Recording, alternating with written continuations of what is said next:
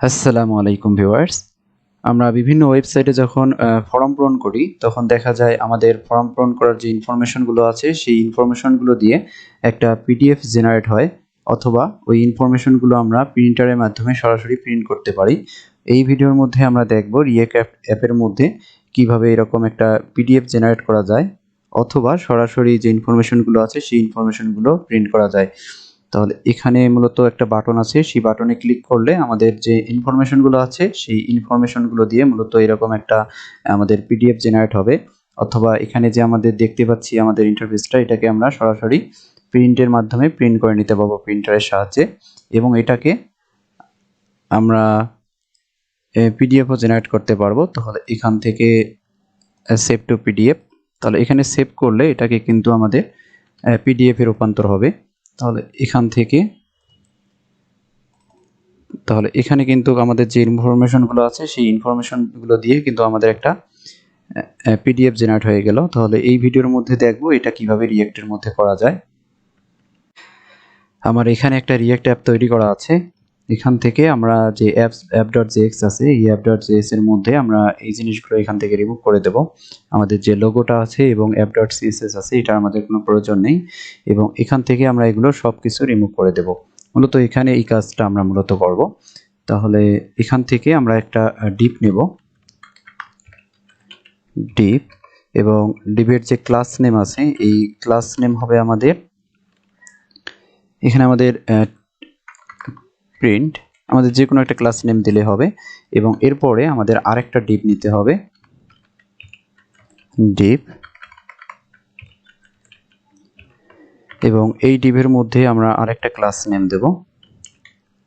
এখানে class name দিচ্ছি S, এবং এর ভিতরে আমরা আরেকটা ডিপ নেব, ডিপ, এবং এর যে ক্লাস নেম আছে এই ক্লাস নেম আমরা দিচ্ছি যে কোনো একটা, এর ক্লাস নেম দিচ্ছি মূলত এ। তাহলে আমাদের যে ইনফরমেশনগুলো আছে মূলত আমাদের কি করতে হবে, একটা টেমপ্লেট তৈরি করে নিতে হবে। অর্থাৎ আমরা আমাদের যে ইনফরমেশনগুলো আছে সেই ইনফরমেশনগুলো দিয়ে মূলত আমরা কিভাবে ইনফরমেশনগুলো আমাদের কীরকম হবে, আমরা কীরকম পিডিএফটা তৈরি করতে চাচ্ছি সেগুলো আমাদের নিজের ইচ্ছা মতন সেটার একটা টেমপ্লেট তৈরি করে নিতে হবে, এবং সেটাকে আমাদের কি করতে হবে, পিডিএফে বা প্রিন্টে রূপান্তর করতে হবে। এবং এটা করার জন্য আমরা ব্যবহার করব রিয়েক্টের যে React to PDF, React to print যে প্যাকেজ আছে npm প্যাকেজ, সেই প্যাকেজটা মূলত ব্যবহার করব এটা করার জন্য। তাহলে এখানে আমাদের রিয়েক্ট টু প্রিন্ট এই প্যাকেজটাকে আমাদের কি করতে হবে, মূলত ইনস্টল করতে হবে। তাহলে এখানে কপি এবং পেস্ট, তাহলে এই প্যাকেজটার সাহায্যে, রিয়েক্ট টু প্রিন্ট প্যাকেজটার সাহায্যে আমরা যে কাজটা করতে চাচ্ছি সেই কাজটা মূলত করব। তাহলে এখানে এটাকে আমাদের প্রথমে ইম্পোর্ট করে নিতে হবে। তাহলে এখানে যে ডকুমেন্টেশন আছে এই ডকুমেন্টেশনে মূলত দেওয়াই আছে, এগুলো আপনারা ফলো করতে পারেন। তা এখান থেকে এটাকে আমরা মূলত ইম্পোর্ট করব। তাহলে import React to PDF, React to print, এবং এই যে রিয়েক্ট টু প্রিন্ট আছে মূলত এটা আমাদের ব্যবহার করতে হবে। এটা কিভাবে ব্যবহার করব, আমাদের যে ইনফরমেশনগুলো আছে সেই ইনফরমেশনগুলো এই ডিপের মধ্যে থাকবে। এখান থেকে আমরা মূলত বার হব, এবং বার হয়ে আমাদের এখানে মূলত এই কাজগুলো করতে হবে। এখানে যে আমাদের বাটনটা আছে সেই বাটনটা এখানে প্রোভাইড করব। তাহলে এটা প্রোভাইড করার জন্য এখানে আমাদের ব্যবহার করব আমাদের রিয়েক্ট টু প্রিন্ট। এই রিয়েক্ট টু প্রিন্টের পরেই এখানে রিয়েক্ট টু প্রিন্ট এটাকে আমাদের ক্লোজ করতে হবে, এবং এর মাঝে আমাদের মূলত বাটনটা ব্যবহার করতে হবে। তাহলে এখানে মূলত আমরা ট্রিগার করব কি, মূলত আমাদের যে বাটনটা আছে সেই বাটনটা, এটা আমাদের হবে callback function, anonymous callback function, এবং এখান থেকে আমাদের যে বাটনটা আছে সেই বাটনটাকে আমাদের রিটার্ন করে দিতে হবে। তাহলে এখানে আমরা ব্যবহার করব বাটন, এবং বাটনের মধ্যে আমাদের নেম হবে প্রিন্ট, এবং এখানে যদি আমরা দেখি তাহলে এখানে কিন্তু আমাদের এই যে বাটনটা আছে সেই বাটনটাকে মূলত দেখতে পাচ্ছি। এখন আমরা এই বাটনে যখন ক্লিক করব তখন আমাদের মূলত টার্গেট দিতে হবে, অর্থাৎ রেফারেন্স দিতে হবে আমরা কোনটাকে কোন জিনিসটা আমরা প্রিন্ট করতে চাচ্ছি। তাহলে এখান থেকে আমরা কিছু ডামি যে টেক্সট আছে সেই টেক্সট এখানে প্রোভাইড করব। তাহলে এখান থেকে ডামি টেক্সট,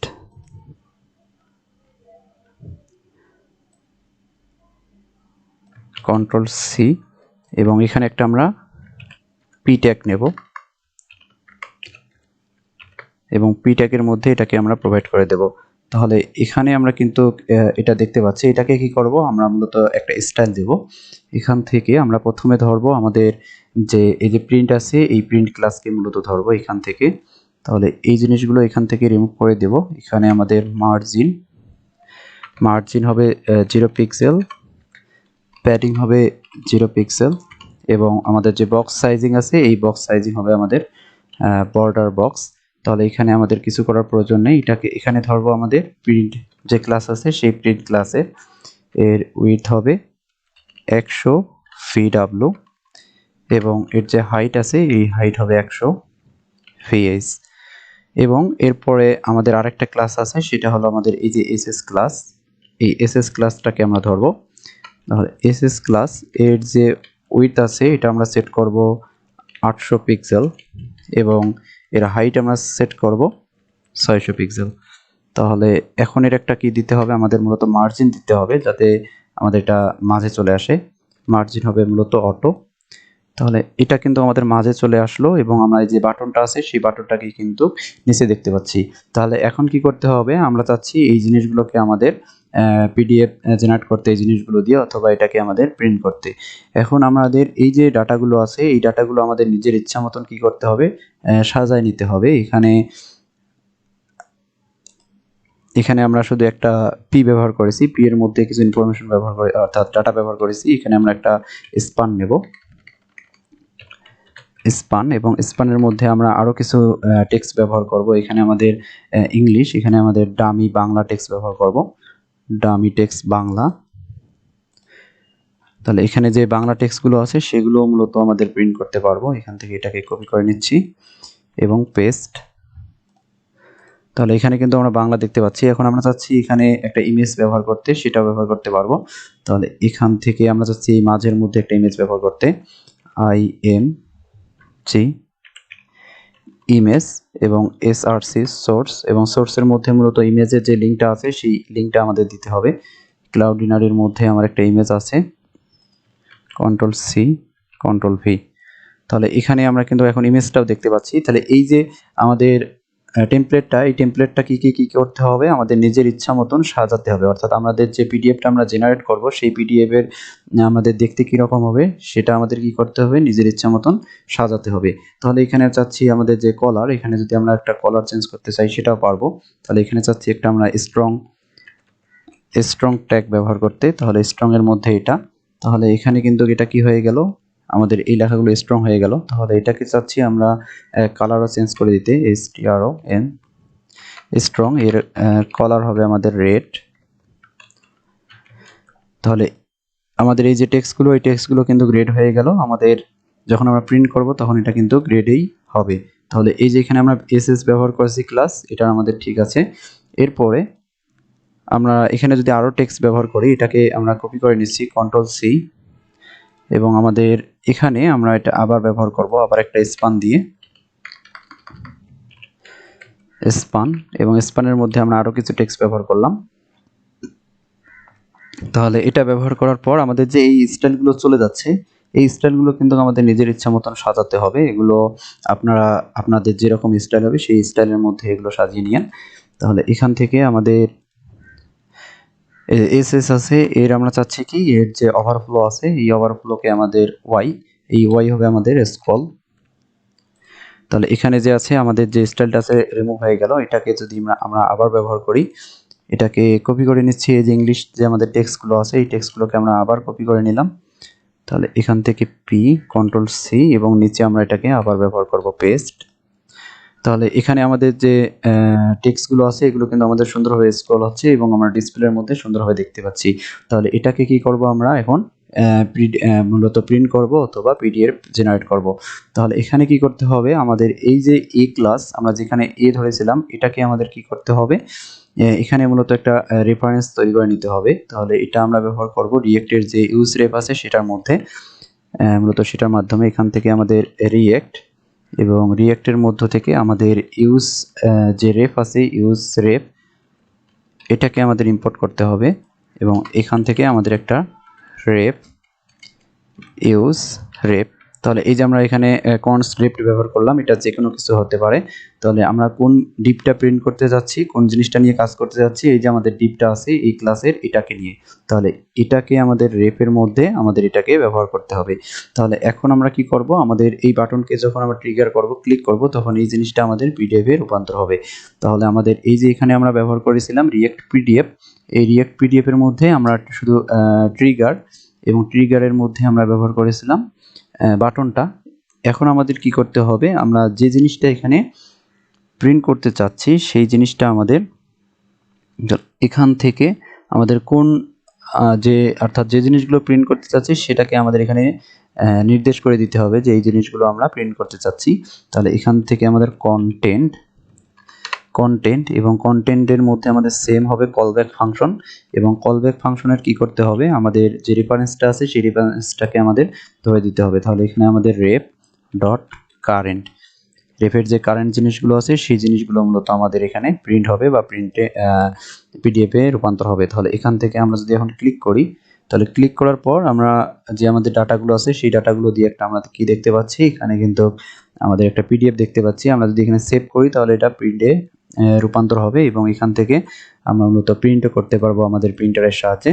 কিন্তু এখানে যে ডাটাগুলো আছে এই ডাটাগুলো কিন্তু ফরম্যাট করা না, এগুলো স্টাইলও করা নেই। তাহলে এগুলো কি করতে হবে, আমাদের নিজের ইচ্ছা মতন স্টাইল করে নিতে হবে।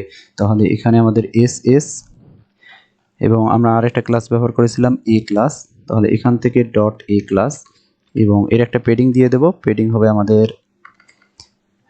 20 পিক্সেল। তাহলে এখন যদি আমরা প্রিন্ট করি তাহলে যে আমাদের পেডিং দিলাম এই পেডিংটা কিন্তু আমরা দেখতে পারবো। আমরা চাচ্ছি এর যে ফন্ট সাইজ আছে এই ফন্ট সাইজ একটু বাড়াই দিতে, তাহলে ফন্ট সাইজ হবে আমাদের 20 পিক্সেল।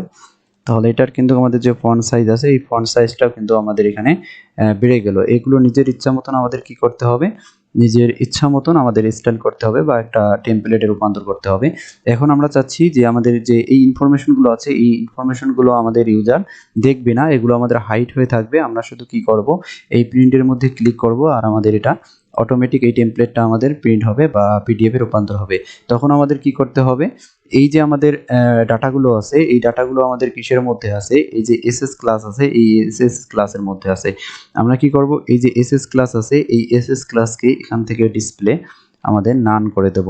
তাহলে আমরা যখন এটা ডিসপ্লে নান করে দেব তখন এটা কিন্তু আমাদের হাইড হয়ে যাবে এবং প্রিন্টে যখন ক্লিক করব, আমাদের এই প্রিন্টে ক্লিক করার পর আমাদের যে ডাটাগুলো আছে সেই ডাটাগুলো কিন্তু এখনো আমাদের শো করতেছে, কারণ এর ভিতরে যে আমাদের ক্লাস আছে সেই ক্লাসের মধ্যে কিন্তু আমাদের ডাটা আছে, এই জন্য এটা আমাদের এখনো শো করতেছে মূলত।